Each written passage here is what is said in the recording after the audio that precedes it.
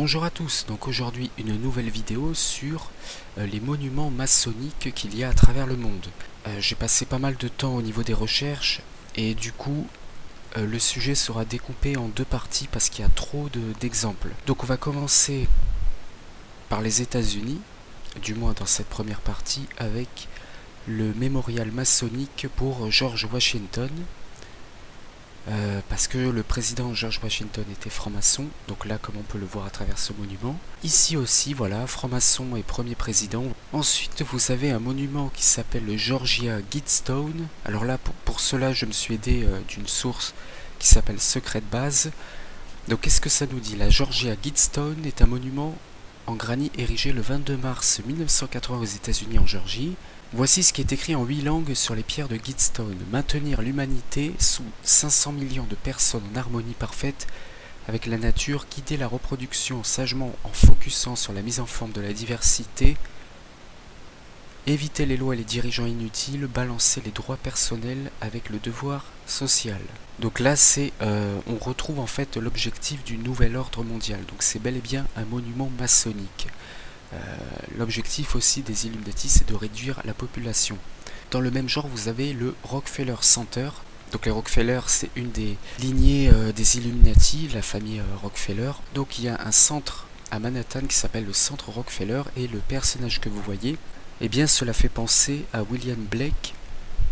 Il a fait une œuvre qui s'intitule Ancient of Days 1794, et on reconnaît en fait le compas maçonnique. De même que pas loin du Rockefeller Center, il y a une statue qui s'appelle Prométhée. Et en fait, Prométhée, c'est le dieu grec du feu et le créateur de l'humanité. Voilà. Donc en gros, c'est une allusion à Lucifer, voilà, le porteur de lumière. Ensuite, à Las Vegas, il y a un endroit qui s'appelle Luxor. Donc là, on retrouve le Sphinx, ainsi que la pyramide. Et la nuit, regardez comment ça fait la nuit. Voilà, l'hôtel Luxor à Las Vegas. Voilà, donc un hommage aux Illuminati, voilà. La Statue de la Liberté à New York. La Statue de la Liberté, c'est donc avec la flamme luciférienne, voilà, Lucifer le porteur de lumière, donc c'est un hommage à Lucifer aussi, la Statue de la Liberté. C'est un monument maçonnique, voilà.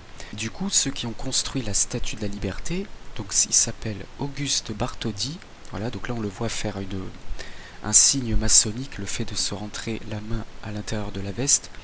Auguste Bartholdi était franc-maçon et il a fait partie des personnes qui a créé la Statue de la Liberté. Voilà. Donc c'est un franc-maçon, de même que Gustave Eiffel aussi, qui a participé à la construction de la Tour Eiffel. Il était franc-maçon. Donc voilà, la Tour Eiffel, la Statue de la Liberté, ce sont des monuments maçonniques. Et du coup, voilà, on retrouve les symboles d'ailleurs de la franc-maçonnerie sur la plaque en bronze gravée à la base de la statue. Alors, si vous regardez bien, il y a marqué 1984. C'est une erreur, j'ai vérifié, c'est 1884. Donc ils se sont trompés apparemment au niveau de la date. C'est la date auquel a été posée donc la première pierre donc de la Statue de la Liberté. C'est une date importante. Voilà, comme on peut le voir à travers cet article. Celle-ci, la construction eut lieu entre le 9 octobre 1983, mais ils se sont trompés encore, c'est 1883, et le 22 août 1886, qu'est-ce qu'ils ont avec les dates? Et donc le 9 octobre 1883 a marqué le début du creusement des fondations, celle-ci était terminée début août 1884, car la première pierre symbolique a été posée officiellement le 5 août 1884, soit 10 mois après le début des travaux. Et donc il y a donc les symboles maçonniques, voilà. Et en France, à Paris, il existe plusieurs statues de la liberté. Elles sont plus petites, mais il y en a plusieurs. Il y en a apparemment, il y en aurait au moins une dizaine en France, dont 5 à Paris, voilà. Donc c'est un hommage à Lucifer. Et d'ailleurs, la statue de la liberté fait penser à la femme qui fait partie du logo du studio de cinéma Columbia. Donc c'est exactement le même principe avec la flamme qui s'illumine. C'est un hommage à Lucifer. Donc l'industrie du cinéma, c'est une industrie qui est totalement sous la domination du diable. Ensuite, vous avez le Pentagone aux États-Unis. Bon, le Pentagone, penta, donc 5 côtés, c'est comme si c'était un pentagramme en fait. Voilà, c'est juste qu'on a enlevé les pointes. Ensuite, l'aéroport international de Denver. Donc là, c'est rempli de références maçonniques, notamment cette pierre à l'intérieur de l'aéroport, voilà, avec le symbole de la franc-maçonnerie. Il y a des peintures aussi un peu étranges, des gargouilles, voilà, qui symbolisent sans doute des anges déchus, donc des démons. Voici la pierre en question. Voilà. Vous avez à l'extérieur de l'aéroport une statue représentant le dieu égyptien Anubis, voilà, donc l'Égypte. Ou bien vous avez un cheval qui a été mis pas loin de l'aéroport, et vous savez, ils l'ont surnommé Blucifer. Voilà, Lucifer, Blucifer, voilà. Ensuite, on continue avec... alors ça, c'est quoi ça? Oui, c'est le siège de l'ONU. Et bien, quand vous regardez, donc ça c'est l'intérieur du bâtiment, quand vous prenez du recul, on y voit le symbole de l'œil qui voit tout. Et d'ailleurs, l'Organisation des Nations Unies, c'est une organisation qui a été créée par les Rockefeller. Vous avez la pyramide de la paix qui se situe au Kazakhstan. Voilà. Donc là, on la voit bien. Vous avez un endroit qui s'appelle la Cour suprême en Israël. Donc là aussi, pareil, c'est détenu par les Rothschild, la famille Rothschild. C'est pareil, c'est les Illuminati. Et à l'extérieur de la Cour centrale, la Cour suprême d'Israël, vous avez un obélisque. Voilà. Donc ça s'appelle le Dorothy de Rothschild Grove. Voilà. Donc je vais vous parler aussi après des obélisques.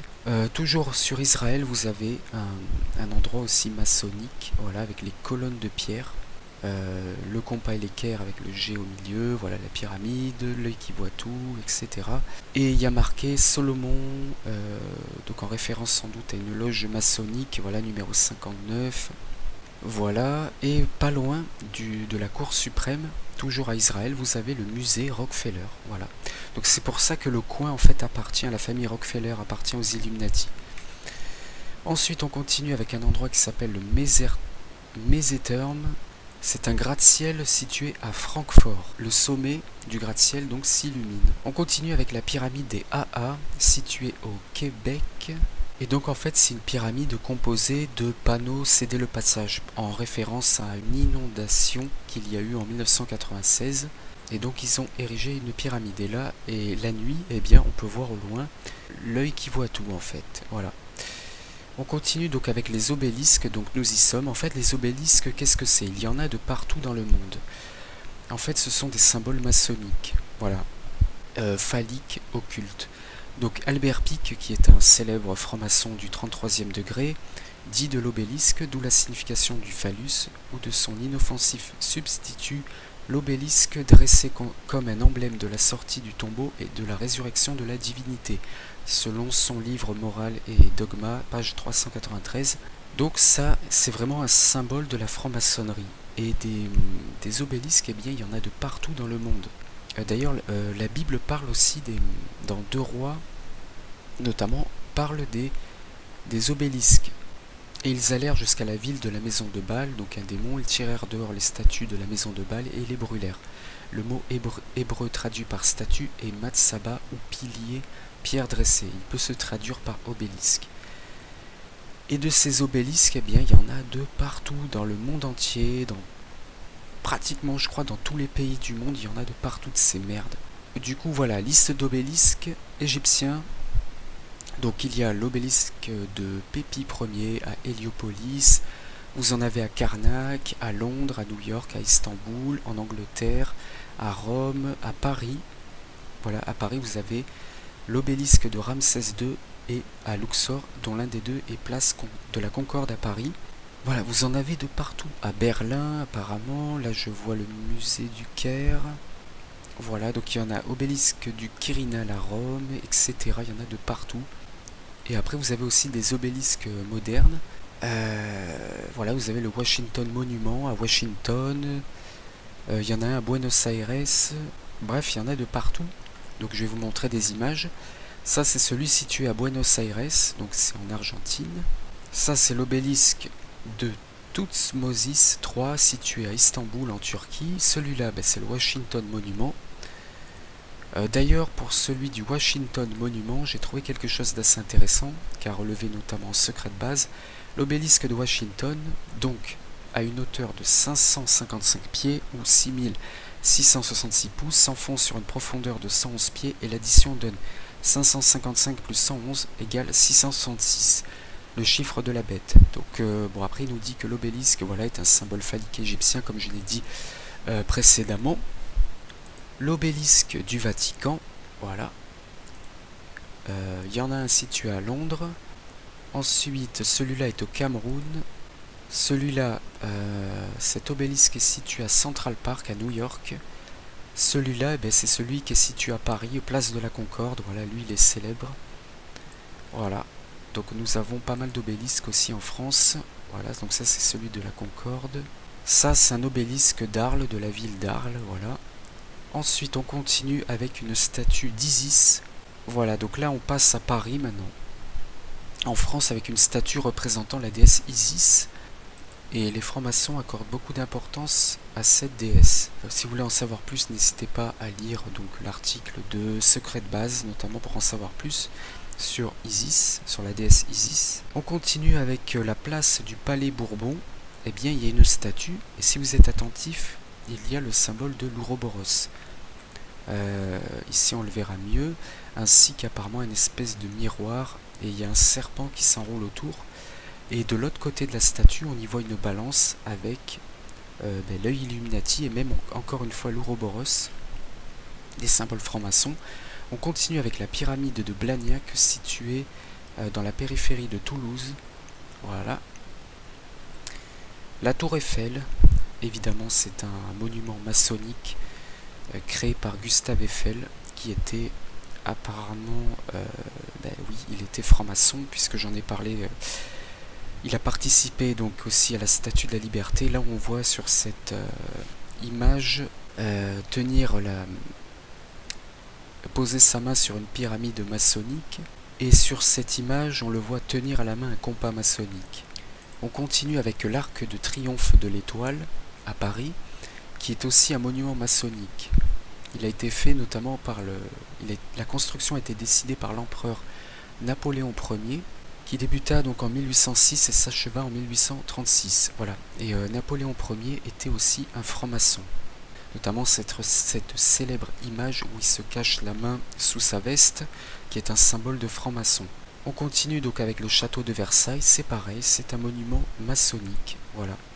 Le château de Versailles, le roi soleil, Louis XIV. Le soleil aussi, c'est un symbole qui a beaucoup d'importance pour les francs-maçons. Donc voilà, tout Versailles est maçonnique. Et à l'intérieur, il y a aussi un hôtel, je crois dans une chapelle, à la chapelle de Versailles, je ne sais pas comment ça s'appelle. Et on y voit aussi le symbole Illuminati. Ensuite, il y a un projet à Paris qui doit se faire, ça s'appelle la Tour Triangle. Et apparemment, voilà, le début des travaux est prévu en 2017 pour une ouverture en 2021. Ça s'appelle donc la Tour Triangle. Donc voilà à quoi ça pourrait recommencer, à quoi ça pourrait ressembler. Voilà. La Tour Triangle, encore un futur monument maçonnique. On continue avec la pyramide du Louvre, évidemment. Pareil, c'est un monument maçonnique aussi. Voilà. D'ailleurs, cette célèbre image, le jour de l'élection d'Emmanuel Macron, eh bien, il s'est présenté juste devant la pyramide du Louvre, qui, regardez, en plus, ça s'est illuminé au sommet. Donc, ça veut tout dire. La pyramide du Louvre est maçonnique. Et en faisant mes recherches sur la pyramide du Louvre, donc apparemment, selon un extrait du livre de Dominique Stezepfand, toute la structure de la pyramide est en réalité un jeu arithmologique basé par addition, multiplication ou représentation triangulaire sur le nombre 6. Nombre de la création attribué ici fort logiquement à celui qui est le prince de ce monde, donc à Satan. Donc voilà, donc il a écrit un livre, et donc du coup c'est la brochure officielle du site qu'il a fermée durant sa construction dans les années 80. Elle cite à 2 reprises le 666 vitres, le nombre de la bête associé à Satan. Ce nombre sera repris par divers journaux de l'époque, mais depuis la direction du musée du Louvre affirme que l'œuvre complète totalise 673 plaques vitrées, 603 losanges et 70 triangles en verre. Enfin, terminons par un dernier monument, c'est le Parlement européen situé à Strasbourg. Ce monument ressemble à la tour de Babel. la tour de Babel, qui est mentionnée dans la Bible, dans la Genèse, on va le voir après. Il existe un poster qui a été fait par le Conseil de la coopération culturelle, et ils ont pris le symbole de la tour de Babel par rapport donc au Parlement européen, l'Union européenne, etc. Ce n'est pas un hasard. Ce n'est pas un hasard parce que ceux qui ont construit le bâtiment du Parlement européen et aussi donc l'Union européenne, l'objectif de l'Union européenne, s'ils ont pris le symbole de la tour de Babel, ce n'est pas un hasard. Ce sont bel et bien pour la mise en place du nouvel ordre mondial. Parce que l'objectif du nouvel ordre mondial, c'est une religion, un gouvernement mondial, un peuple, et l'Union européenne fait partie de ce plan. C'est comme si ils reconstruisaient la tour de Babel. Et là, vous allez me dire, je comprends pas tout. Mais en fait, il faut voir dans l'épisode biblique à la Genèse, le récit biblique nous dit, peu après le déluge, alors qu'ils parlent tous la même langue, les hommes atteignent une plaine dans le pays de Shinar et ils s'y installent tous. Là, ils entreprennent par eux-mêmes de bâtir une ville et une tour dont le sommet touche le ciel pour se faire un nom. Alors Dieu brouille leur langue afin qu'ils ne se comprennent plus et les disperse sur toute la surface de la terre. La construction cesse. La ville est alors nommée Babel. À l'époque de la Genèse, Dieu a détruit la tour de Babel parce que ils étaient tous unis, ils complotaient, et c'est ce qui se passe de nos jours, c'est que les Illuminati sont en train de reconstruire la tour de Babel. Et l'Union européenne, c'est un peu ça. Et donc voilà, il faut lire la Bible en fait, parce qu'on se rend compte que dans la réalité, ces gens-là, les Illuminati, ils font pas ça par hasard. Ils savent très bien ce qu'ils font, ils sont dictés, ils ont des objectifs, et Satan gère tout ça dans l'ombre. Voilà, ça fait partie du plan de Satan. Donc voilà, j'ai terminé cette première partie sur les monuments maçonniques. Il y en a encore d'autres, je vais vous les présenter donc dans une seconde partie. Donc merci à vous de m'avoir écouté et regardé, et moi je vous dis à bientôt.